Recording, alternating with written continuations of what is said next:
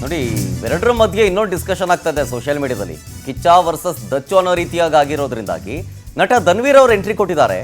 ಒಂದು video post ಹಾಕಿದ್ದಾರೆ ಅವರು. ಏನಂತ? ಕಾಡಿಗೊಂದೇ ಸಿಂಹ ಅಂತ. ವಿಜಯಲಕ್ಷ್ಮಿ ಅವರ ಬೆನ್ನಲ್ಲೇ ದರ್ಶನ್ ಪರ ಧನ್ವೀರ್ ಅವರು ಧ್ವನಿ ಎತ್ತಿದ್ದಾರೆ ಸ್ಟೇಟಸ್ ಹಾಕೋ ಮೂಲಕ. ನಾನೀಗ ಹೇಳ್ತಾ ಇದ್ದೀನಲ್ಲ, ಇದೆಲ್ಲವೂ ಕೂಡ ಸೋಷಿಯಲ್ ಮೀಡಿಯಾದಲ್ಲಿ ಆಗ್ತಾ ಇರುವಂಥ ಚರ್ಚೆ. ಆ್ಯಕ್ಚುಯಲ್ ಆಗಿ ಹಂಗಿಲ್ವೇ ಇಲ್ಲ.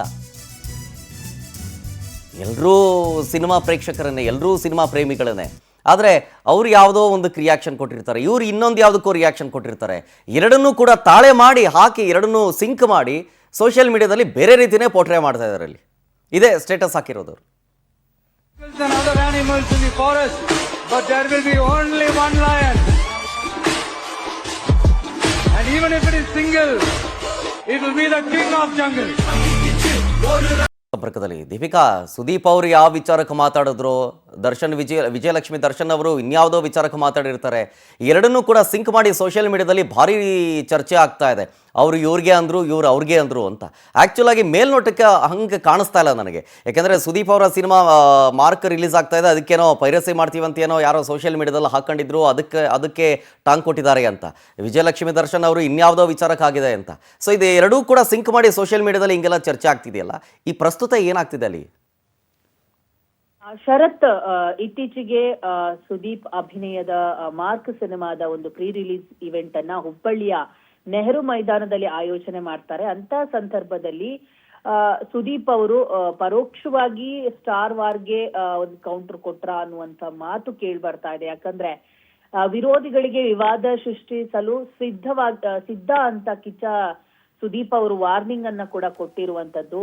ಯಾರು ನಿಮ್ಮನ್ನ ಕೆಣಕಿದ್ರೆ ನೀವು ಅವರ ಭಾಷೆಯಲ್ಲೇ ಉತ್ತರ ಕೊಡಿ ಅನ್ನುವಂತ ಮಾತನ್ನ ಇದೇ ಸಂದರ್ಭದಲ್ಲಿ ಅವರು ಹೇಳ್ತಾರೆ.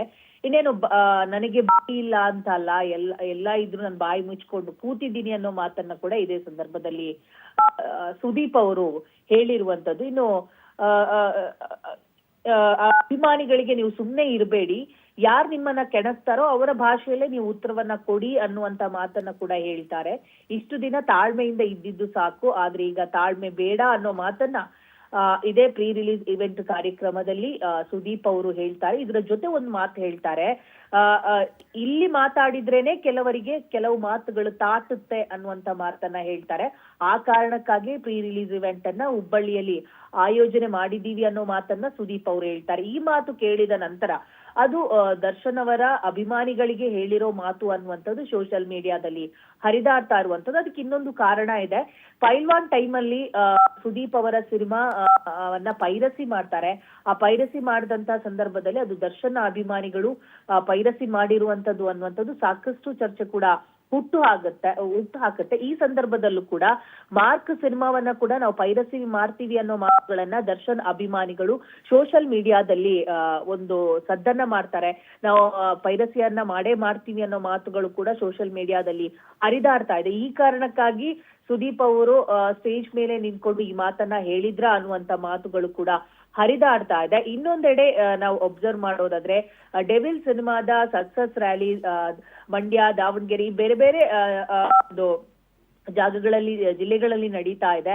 ಸೊ ಆ ಕಾರಣಕ್ಕಾಗಿ ದಾವಣಗೆರೆಯಲ್ಲಿ ಇದ್ದಂತಹ ವಿಜಯಲಕ್ಷ್ಮಿ ಅವರು ಪರೋಕ್ಷವಾಗಿ ಸುದೀಪ್ ಅವರಿಗೆ ಟಾಂಗ್ ಕೊಟ್ಟ ಅನ್ನುವಂತ ಮಾತುಗಳು ಕೂಡ ಗೊತ್ತಾಗ್ತಾ ಇದೆ. ಯಾಕಂದ್ರೆ ಮೀಡಿಯಾದಲ್ಲಿ ಕೂತ್ಕೊಂಡು ಹೊರಗಡೆ ಮಾತಾಡ್ತಾರೆ ಕೆಲವು ವ್ಯಕ್ತಿಗಳು, ದರ್ಶನ್ ಇಲ್ಲದಾಗ ಅವರ ಬಗ್ಗೆ ಎಸ್ ನೋಡೋಣ ಏನಾಗುತ್ತೆ ಅಂತ. Thank you Deepika ಡೀಟೇಲ್ಸ್ಗಾಗಿ.